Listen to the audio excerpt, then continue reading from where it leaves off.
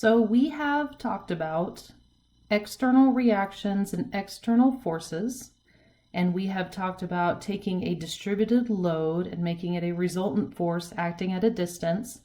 This is everything that we talked about in statics that relates to rigid body equilibrium. We're going to move to deformable body equilibrium, which is taking all that external stuff and seeing how it reacts internally. So this is the internal stuff.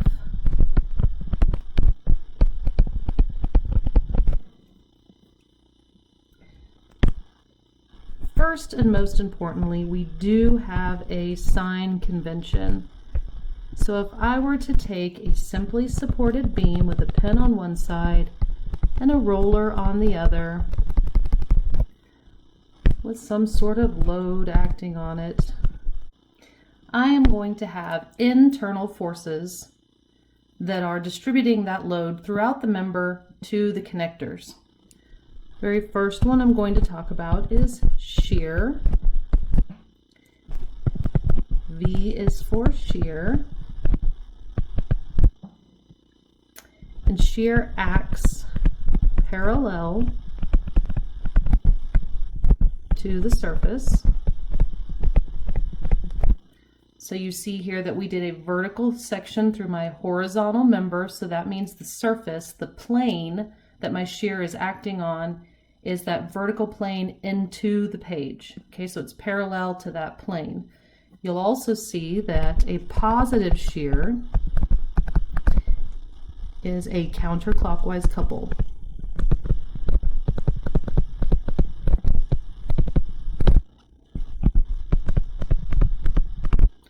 So it's up on the right and down on the left. This is a moment couple, right? So we have equal magnitudes. They're both V, parallel axes. So they're both acting vertically in this case, and opposite senses. So one is going up and one is going down. Equal and opposite Newtonian physics. So this is shear. And it's either positive or negative. Next up is my normal force. Normal and normal. N is for normal. And it acts perpendicular.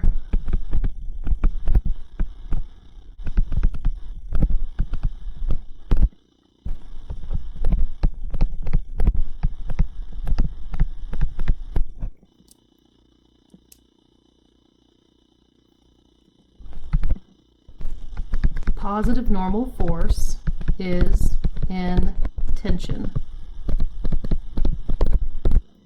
And this generally coincides with what we talked about with two force members, truss members, cables, all these things we usually say, it's common convention to be positive in tension. Ah, there's a rhyme.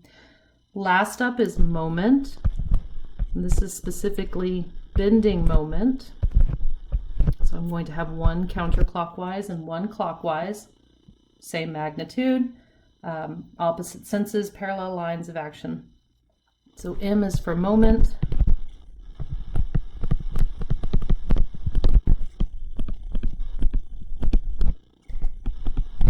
And this acts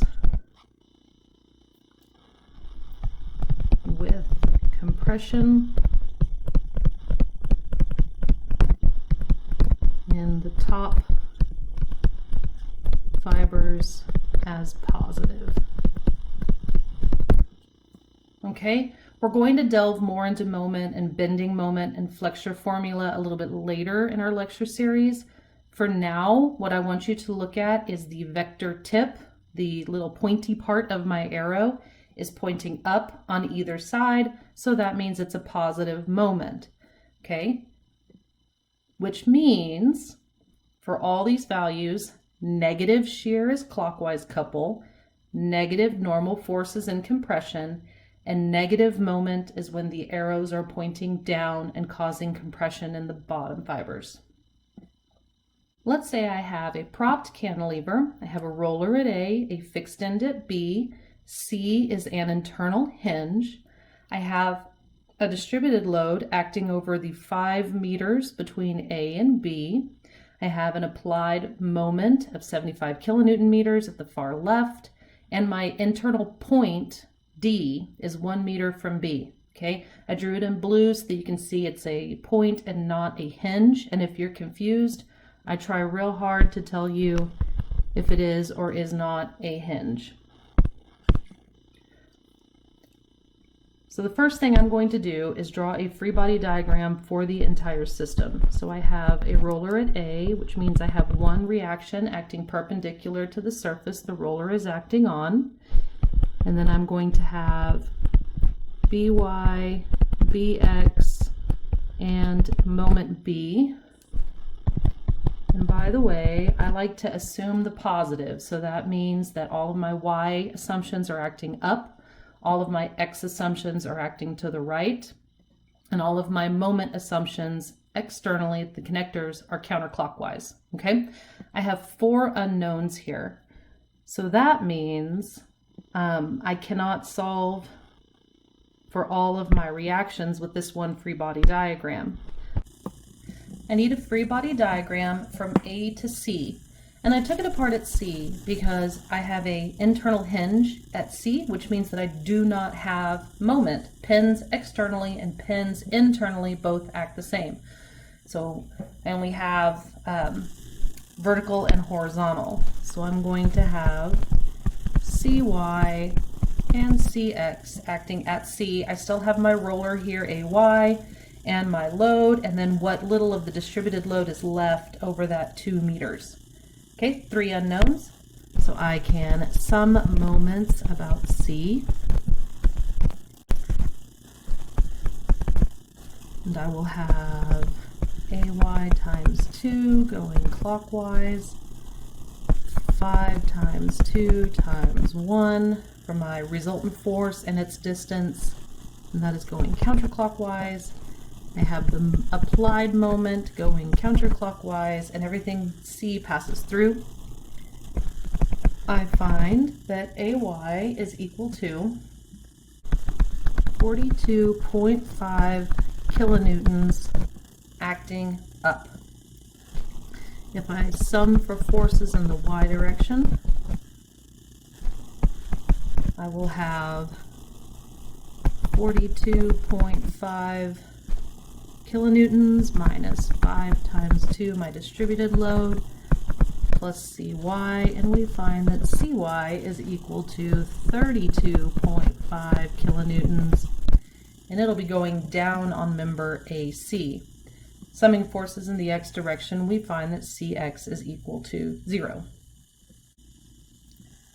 Taking what I've learned from free body diagram AC, I can now take a free body diagram from C to D and solve for my internal forces at D, which is what I'm looking for.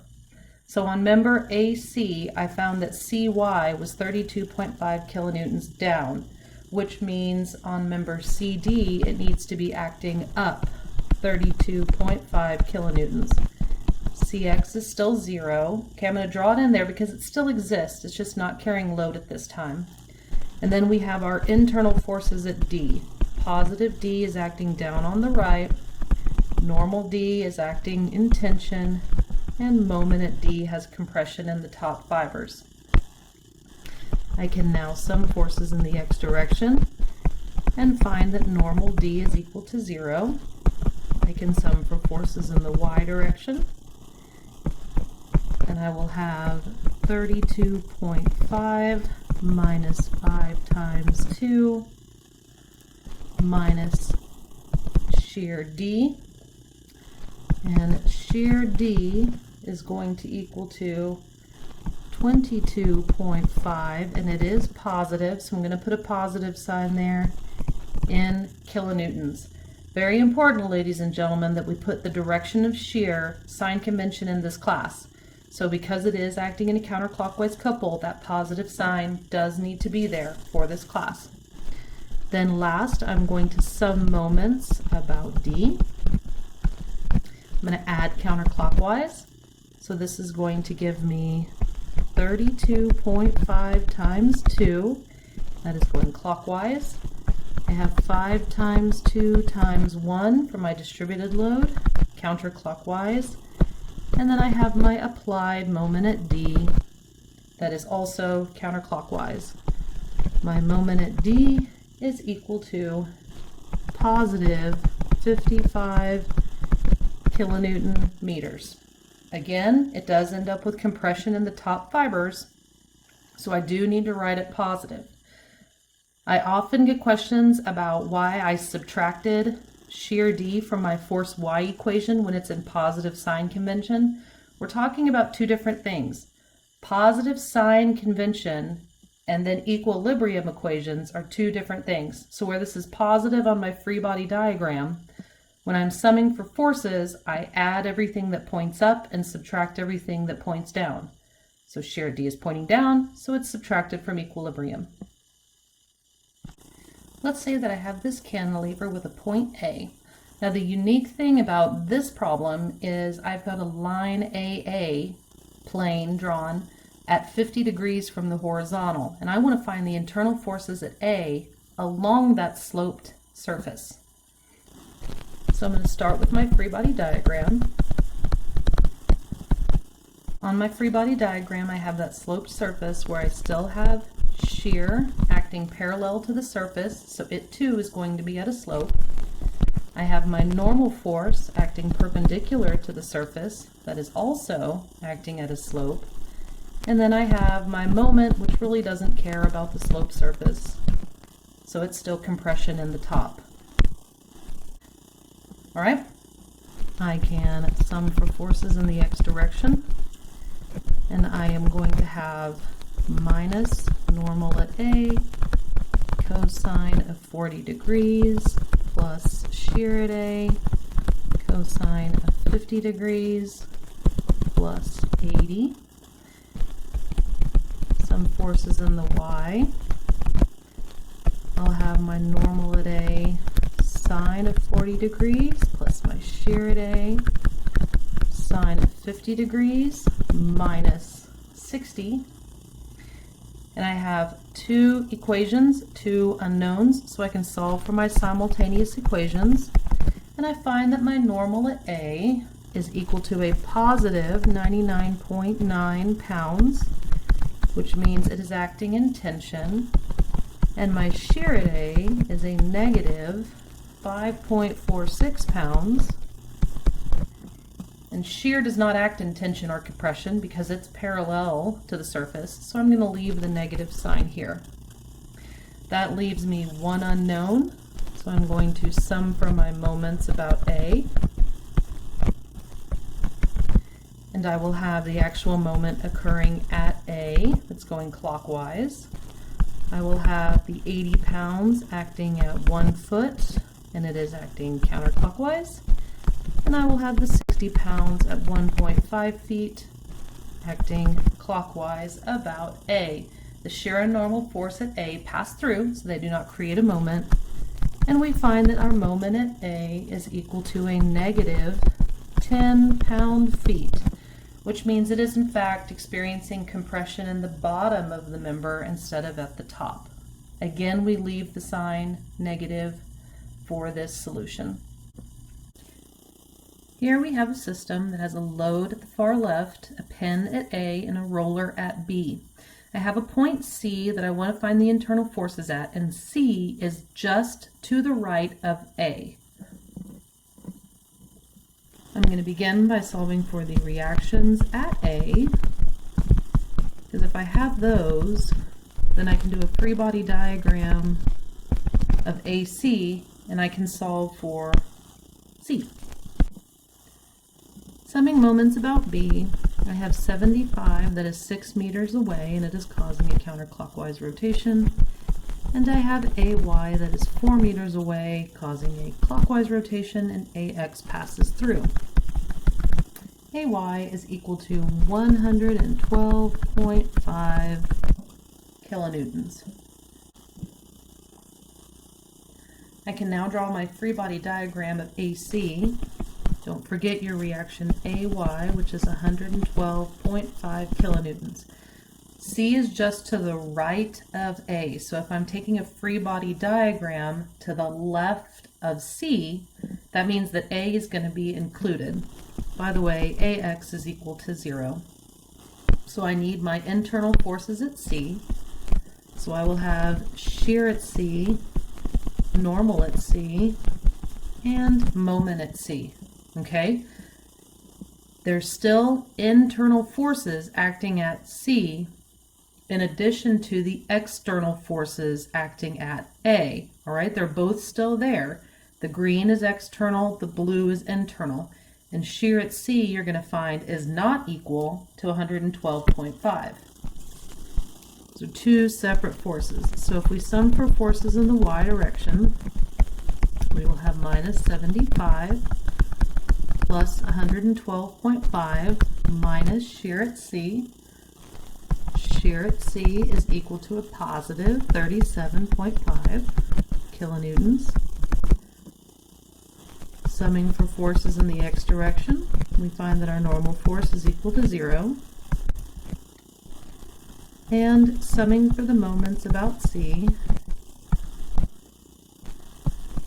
we will have 75 kilonewtons acting at 2 meters, causing a counterclockwise rotation, as well as the applied moment at C. Everything else passes through, because even though A is just to the left, it is so close that the distance is negligible, meaning it doesn't create enough of a moment to be worried about. And we find that moment C is equal to a negative 150 kilonewton meters, which means it's experiencing compression in the bottom.